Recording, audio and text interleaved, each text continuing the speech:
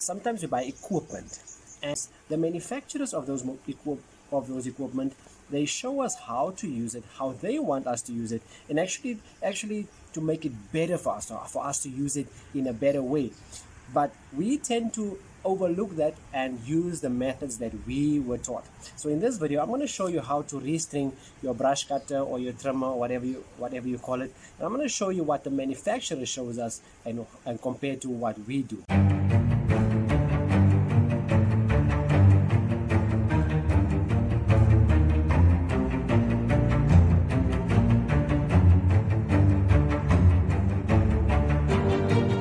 Samanantumalang mulweni abusheni di macharoni. Assalamu alaikum, namaste, good day, goeiedag, alweer masterkinders. My name is Winston and welcome back to my channel, Bushes wat Boer.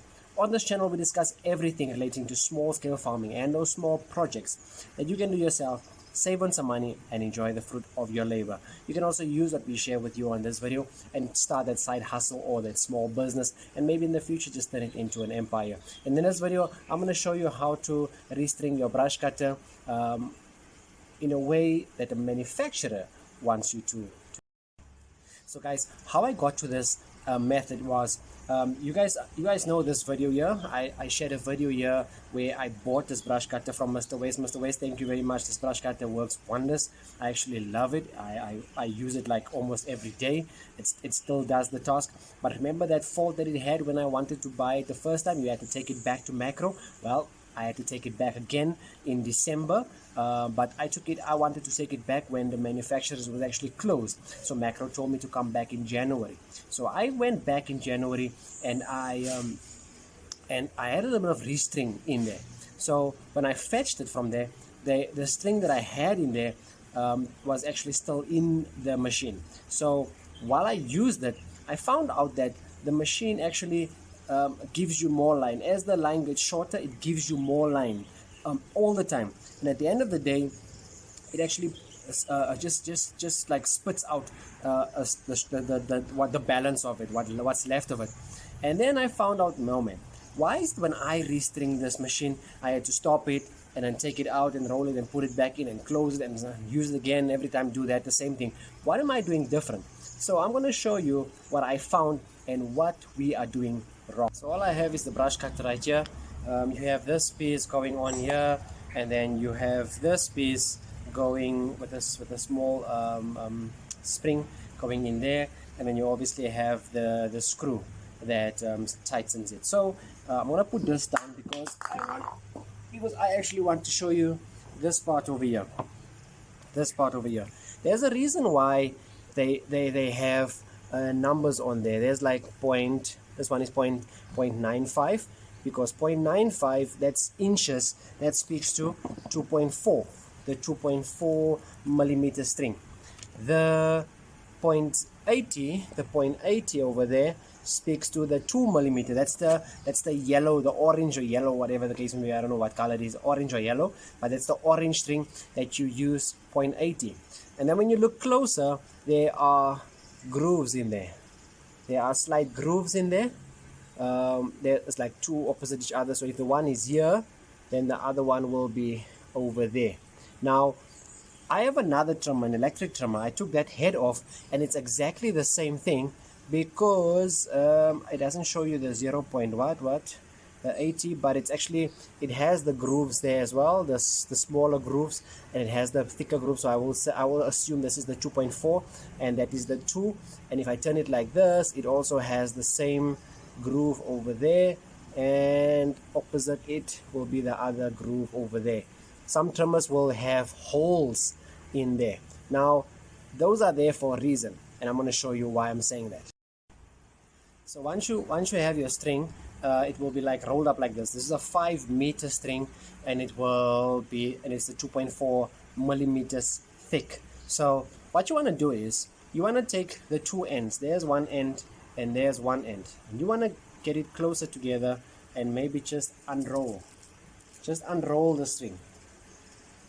Get it together like that and unroll it like that, so you can get to the other part of it. If you're using the bulk string, you're gonna cut off a 5 meter and then you're going to come to this part here where it's actually joined. So how this comes into play is that you want to hold it like this. All right, you want to hold it like this. Then you turn around like this. Then you want to find those grooves in there. Those grooves, where is it now? Those grooves over there in the middle line. That groove there and that groove. Let me come closer. That groove over there. And you're gonna take this piece like it is there and just stick it in there. You'll find that it will clip in there. You can see it clips in there. I left it. It clips in there. And when you hold it like this, you want to take your string like this, and you wanna string it to your right. So you're gonna turn. I'm like this side. You're gonna turn it like to your right. And if you look at okay, this one can't even see the arrows over here. But if I take the other one, it will show you the arrows. So you will roll it in the direction that the arrows show you. So it's in there. You want to keep tension on it. If I come closer, you'll see that it's right in there. So, and you want it to go over like this. So one string will go on top. So one piece will go on top and the other will go at the bottom, and you'll just take it. Let me wait. You want to put it like this way, right? This way, and you can see one string goes on top at the bottom. At the top, and one at the bottom, and you just want to keep tension on it and just roll it all the way. You just want to go all the way while keeping tension. So obviously you'll see my fingers here and this fingers here is keeping tension on it, and I actually use this finger over here to grip. So if I grip there, just to give this hand also the chance to turn it over, and I grip it there like that. You can see I'm gonna do it all the way until I'm done. So once you come to a point where you have this much of string left, you're gonna wanna remember that 2.4 is equal to 9.5. If you can see that 9.5 over there, I'm just waiting for it to focus a little bit.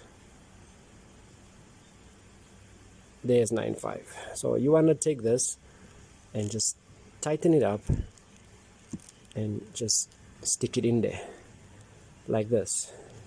And you want to take this one. Okay, this one is a little bit too short, so I'm going to take this one, take it the other way around. Just remember to keep tension on it, and I want to stick it in there.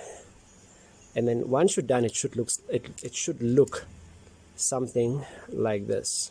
All right, so you have the one taller one over here and the one shorter one over there, but that doesn't matter. I'll show you exactly what is going to happen. So now what this allows you to do is you can now easily fit through and don't have to worry about keeping the string tight. You can now easily fit this through the holes that you have on the head over there. Fit that one through. You can see it. The one is through that hole and the other one is in the opposite hole, and like this. But I want to show you because I need to put this back on here. Just put this down so I can focus it down. So you'll see that this goes in here. You make sure the string goes back over there, and then as you turn it, you'll see you'll just pull this. You want to push this back in, and you want to pull this one over here so that it can align. And then this one you want to pull out, and then this one you want to pull out, and then as it clips in, you want to take your little screw thingy and then just make sure it goes over there.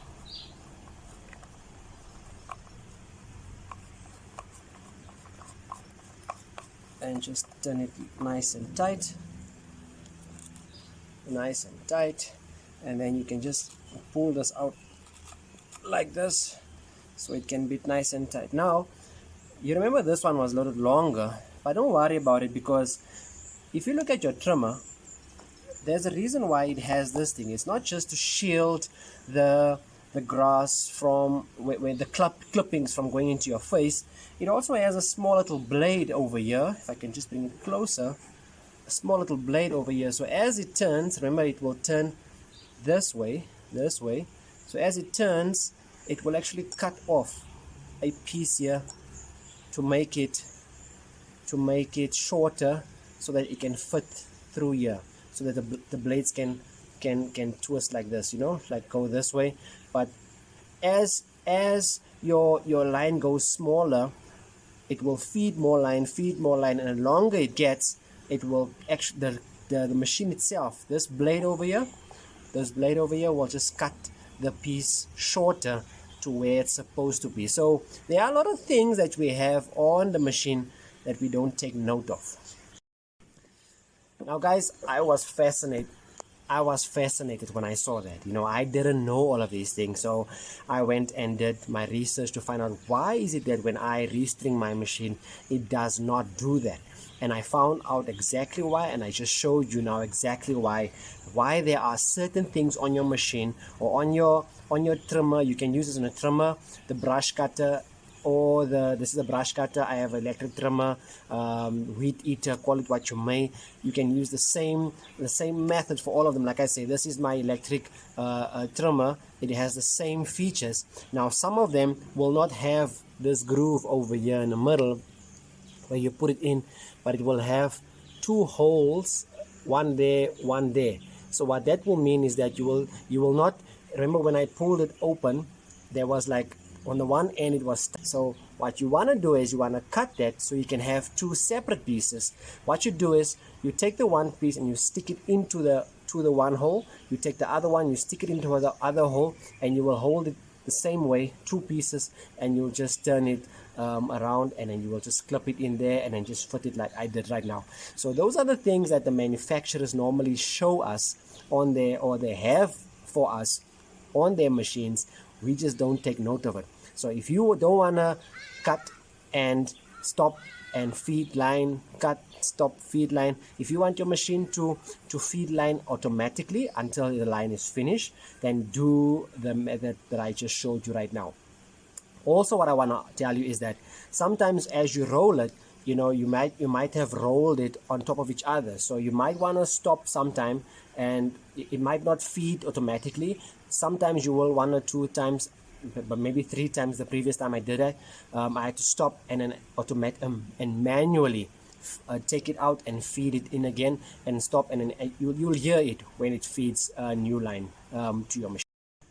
So guys, if you like the information that I shared with you right now, please give me the like button. Please, if you don't, give me the dislike button if you feel that you knew this already. I was just super excited because I did not know this. I used this brush cutter based on what I know, that what people told or taught me how to use this machine. So right now I kind of figured out why the manufacturer has done it, and now I'm kind of using it according to the manufacturer's specifications. So if you did like it, please give me the thumbs up. If you don't, give me the thumbs down. If you have also some other tips and tricks that you have for your brush cutter, please leave a comment down below. I will appreciate you leaving a comment down below. And if you haven't subscribed as yet, please smash that subscribe button, smash that notification bell, and so you can also be notified whenever we have a new upload. That's it from me for now. Until next time, keep well, stay safe, stay blessed. Away.